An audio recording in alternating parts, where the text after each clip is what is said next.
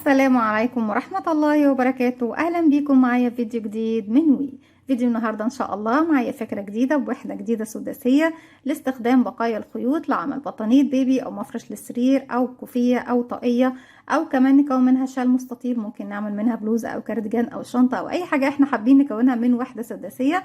أتمنى تكون سهلة وبسيطة عليكم وكمان تنول أعجابكم. بسم الله الرحمن الرحيم. زي ما إحنا شايفين وحدتنا النهاردة حرفيا بستخدم فيها بقايا الخيوط.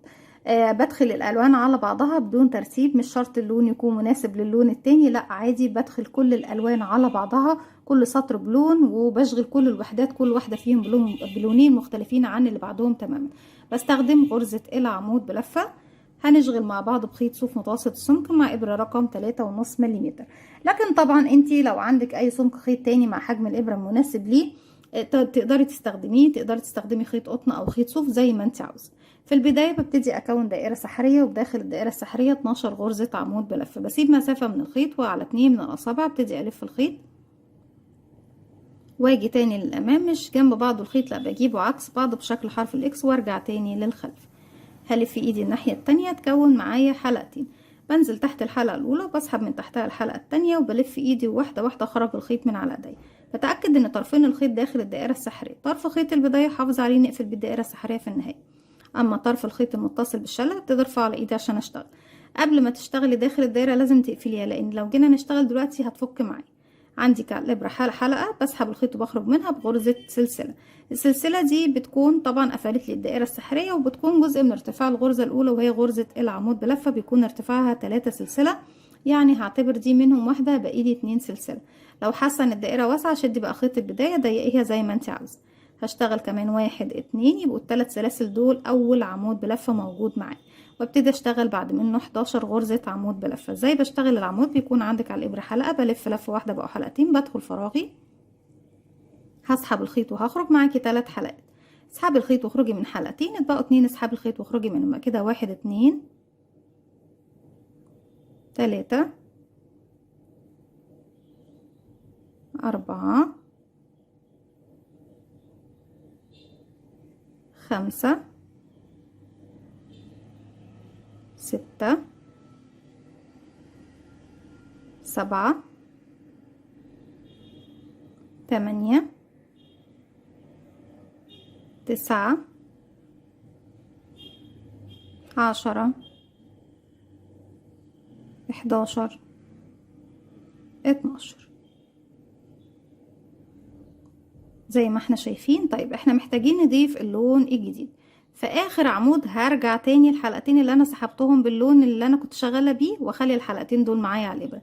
قبل ما اسحب لون جديد بس شدي خيط البدايه، اقفلي مركز الدائره. طيب هنجيب بقى الخيط الجديد وانا سايبه كده حلقتين عندي على الابره،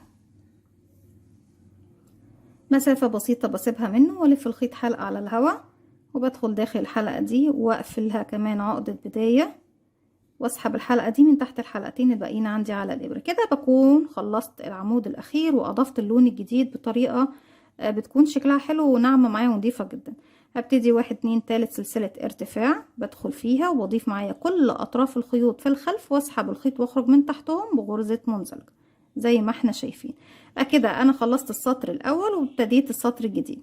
طيب في السطر الجديد ببتدي فوق كل غرزة انكريس تزايد، يعني بشتغل 2 عمود بلفة، بس مرة بشتغل 2 عمود بلفة بس، ومرة بشتغل عمود سلسلة عمود. هما 2 عمود بلفة بردك بس ما بينهم سلسلة. تمام.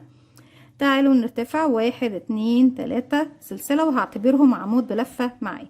في نفس الفراغ تاني بشتغل كمان عمود بلفة زيه، يبقى دول اول عمودين.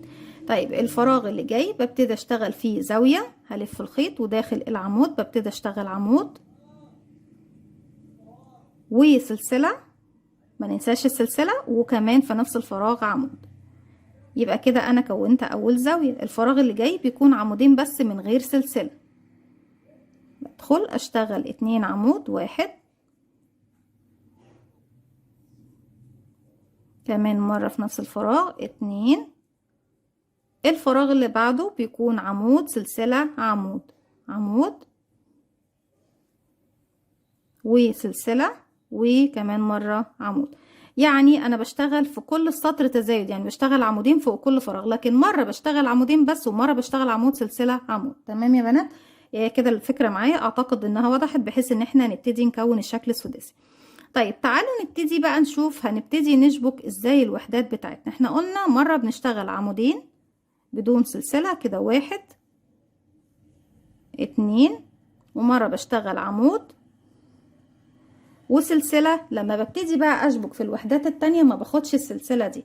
امال هتعملي ايه يا رندا؟ هجيب بقى الوحدة اللي انا هشبكها اهي، ومن ظهر الوحدة ببتدي بدل ما هاخد السلسلة هنا بنزل من تحت السلسلة اللي في الخلف واسحب الخيط واخرج معايا كده على الابرة حلقتين، بسحب الخيط واخرج من الحلقتين. تمام؟ يبقى انا كده كأني اخدت السلسلة وارجع تاني اشتغل العمود بلفة بتاعي رقم 2. مش بس كده، طب انا كده اشتغلت العمود، بسحب الحلقة بتاعته كده يا بنات تمام لفوق وبسيبها، بشيلها من على الابرة. شايفين العمود ده هو العمود اللي قصاد العمود ده هنا، بدخل تحت حرف الفي، بسم الله الرحمن الرحيم، بدخل تحت الضلعين كده من الوش كده وبسحب بقى الحلقة بتاعتي دي اهي، وبسحب الخيط شوية كده واروح الف الخيط واروح اشتغل اول عمود من العمودين اللي احنا ايه مش بينهم سلسلة كده. عمود اسحب حلقته كده، هروح للعمود اللي قصاده من هنا اسحب الخيط من تحت حرف الفي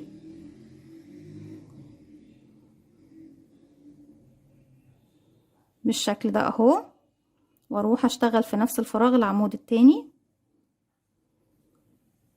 بسحب حلقته كده، ده العمود اللي قصاده، بدخل تحت حرف الفي وبسحب الحلقة دي من تحته اهو. هنا هنروح بقى نشغل عمود،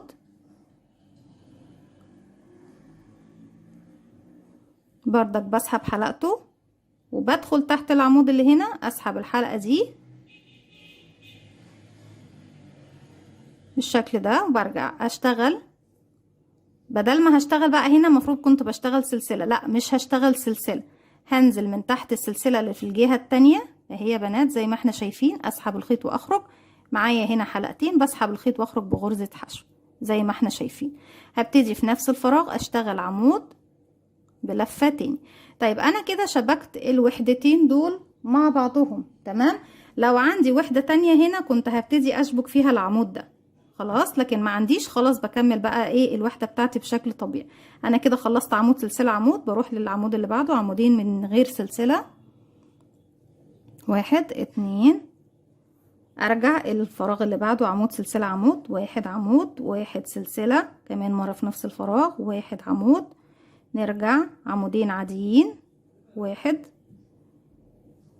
2، ارجع عمود سلسلة عمود، عمود سلسلة كمان في نفس الفراغ عمود زي ما احنا شايفين. بقى في تالت سلسلة ارتفاع ببتدي اقفل فوقيها بغرزة منزلقة وبتكون خلصت الوحدة بتاعتي. بسحب الخيط وبسيب 10 سنتي وبقص الخيط بعد كده، وبإبرة التنظيف ببتدي انضف. زي ما احنا شايفين وحدتنا وحدة سهلة قوي قوي قوي، لكن جميلة جدا ومميزة في نفس الوقت، وخصوصا طريقة التشبيك اللي بتدينا شكل جميل جدا، شكل جمالي مميز وحلو قوي من الامام. من الخلف طبعا هو مش باين حاجة من شكل التشبيك، لكن من الامام واضح عندنا طبعا ايه طريقة التشبيك. بشبك كل وحدة بنفس اللون اللي انا شغالة بيه السطر الاخير بتاعها، فبالتالي بيتداخل معايا بقى الالوان زي ما احنا شايفين، وبشبك كل الوحدات مع بعضها بنفس الطريقة. طيب يا رندا لما بنيجي نشبك بقى وحدة تانية هنا او وحدة تالتة هنا، تالتة او رابعة هنا، لما باجي اشبك بشغل في الزاوية او بشغل من تحت ايه، يعني يا في الزاوية دي يا في الزاوية دي، يا اما بدخل بقى من تحت اللي هي طبعا مكان غرزة الحشو دي، شايفين المكان ده، وبشبك الوحدة اللي من هنا في المكان ده، وبشبك الوحدة اللي من هنا في المكان ده برضه. تمام يا بنات؟ بكده بكون وصلت معاكم لنهاية فكرتي النهاردة او نهاية فيديو النهاردة. اتمنى تكون سهلة وبسيطة عليكم وكمان تنول اعجابكم. فضل الله يسا امرا، ما تنسوش اذا عجبكم الفيديو تدعموني بلايك وشير وسبسكرايب، واستنوني فيديو جديد من وي. ما تنسوش كمان تفعلوا زرار الجرس ليوصلكم مني كل جديد. السلام عليكم ورحمة الله وبركاته.